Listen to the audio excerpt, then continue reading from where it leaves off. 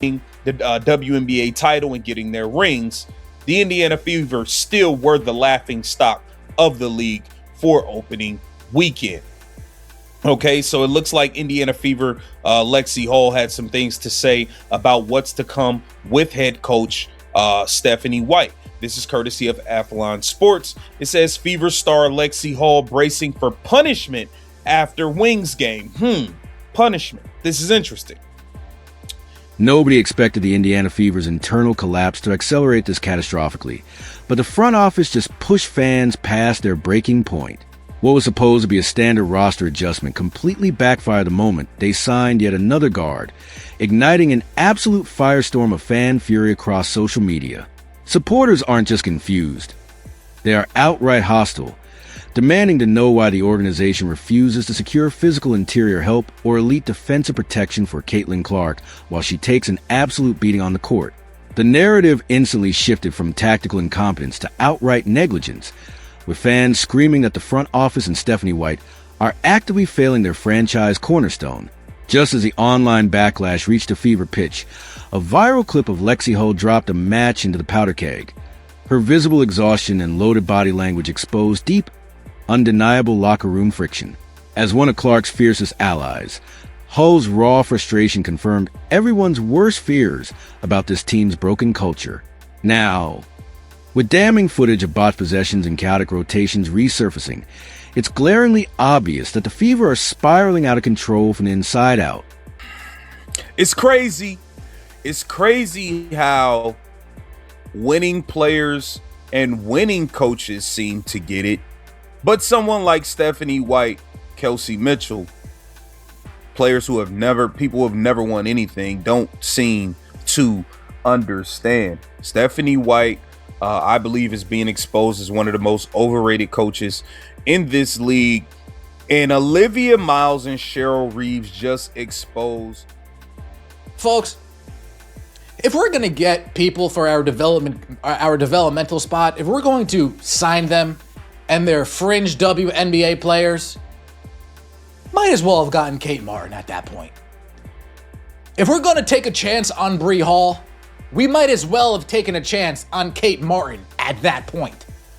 What are these three stooges, Mo, Larry, and Curly, what are they doing? Let's get right into it, shall we? Like the video, hype the video, let me know your thoughts in the comments. I feel like Lexie Hull should be a starter. I don't care that she has not played and whatever. I feel like Lexie Hull should be a starter on this team. Here it says, Hull became a key rotation piece for the Fever during her WNBA career last season. Was her best. She averaged 7 points, 4 rebounds, 2 assists, and 27 minutes across 44 games, including 30 starts. Hull's play in 2025 was good enough to earn her a 2-year, $1.56 million contract extension this offseason, okay? It says with about 2:30 remaining in the second quarter, Mitchell cut the Fever's deficit to 47-46 by knocking down a pair of free throws on the ensuing Wings possession. Beckers brought the ball up court with Hull defending her the entire way. However, the former Stanford guard was called for a personal foul. Hull was not pleased with the call after exchanging words with opponents ruthlessly trapping Caitlin Clark. Indiana's stagnant offense has completely exposed a roster utterly incapable of creating spacing, proving the front office still has no blueprint for building around a generational talent. To make matters worse, resurfaced commentary from league figures like Cheryl, Reeve, and Olivia Miles has reignited a massive online debate, inadvertently confirming what everyone already knew. Clark is single-handedly carrying the WNBA's ratings, popularity, and cultural relevance. This realization has turned the fan backlash completely nuclear, shifting the blame from simple incompetence to a devastating consensus that the organization is actively squandering the greatest opportunity in franchise history. The breaking point arrived when a viral timeout clip surfaced showing an emotionally depleted Clark. She didn't utter a word, but her exhausted expression instantly became the tragic symbol of the season, signaling a star player pushed her absolute limit by relentless organizational dysfunction.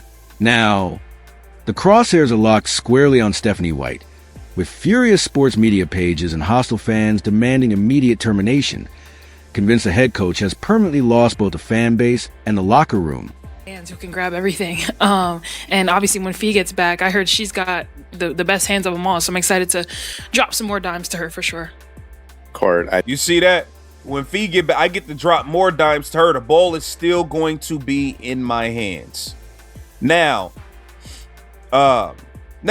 let's take a look at what Stephanie White says about having the ball in Caitlin Clark's hands. To that point, I've watched a lot of Aaliyah Boston and Unrivaled even coming into this, and she is such a powerhouse in the league. Even and mesh that. C and AB to do what they do in the two-man game. You probably aren't going to see it necessarily on the first side of the floor anymore. Everybody's game plan is ready for that. I think playing through AB as a hub and inverting some of those actions. Oh my God, this hub thing. This girl makes me want to vomit. Playing through AB as a hub. You're not going to see it on the first side of the floor. You probably have to see it like, dude, you're overthinking it, bro. You're doing too much, man. I mean, she showed last year that she can be a point forward, so to speak. I mean, she handled a lot of our ball handling duties with Caitlin off the floor.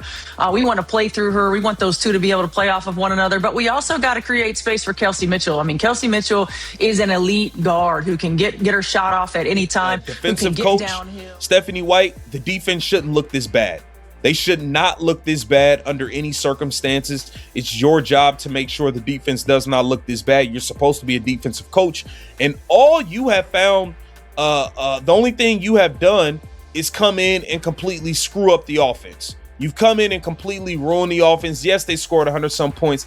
Did it look like the shows we were getting post-Olympic break? No, man. Caitlin Clark looks like a shell of herself at times throughout these games. I think she has to find her shot.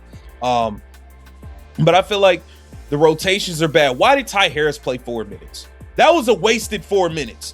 Ty Harris did not need to enter the game for 4 minutes of play. Just a complete waste of time. It's just all over the place, man. It's all over the place. And the fact of the matter is, as of right now, the Indiana Fever are being laughed at in this league. You didn't make a move to go and bring in Kate Martin. You had an opportunity to go get her for dirt cheap, pennies on the dollar. You could have got her for dirt cheap, pennies on the dollar, and you didn't do it. You elected to keep Shatori Walker-Kimbrough and keep Ty Harris. Like,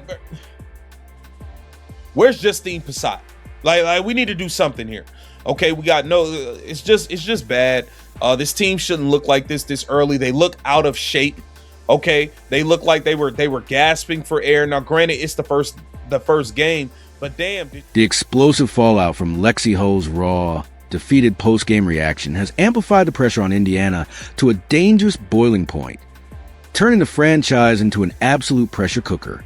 Fans are rallying fiercely around Caitlin Clark, no longer viewing her as just a franchise cornerstone, but as a superstar under siege, desperately fighting to survive complete organizational chaos. The public backlash has turned toxic, with stadium crowds openly cheering for Clark while heckling the coaching staff, sending clear shockwaves through the front office as rampant speculation grows that Stephanie White's job security is on life support. With analysts split on the broken roster construction, but unanimous on the unprecedented scrutiny, every minor rotation mistake and tense timeout is magnified under a national microscope as the toxic mix of locker room fatigue, baffling roster decisions, and widespread coaching distrust reaches a definitive breaking point. The entire basketball world realizes one undeniable truth. The Caitlin Clark era has officially become bigger than the Indiana Fever organization itself.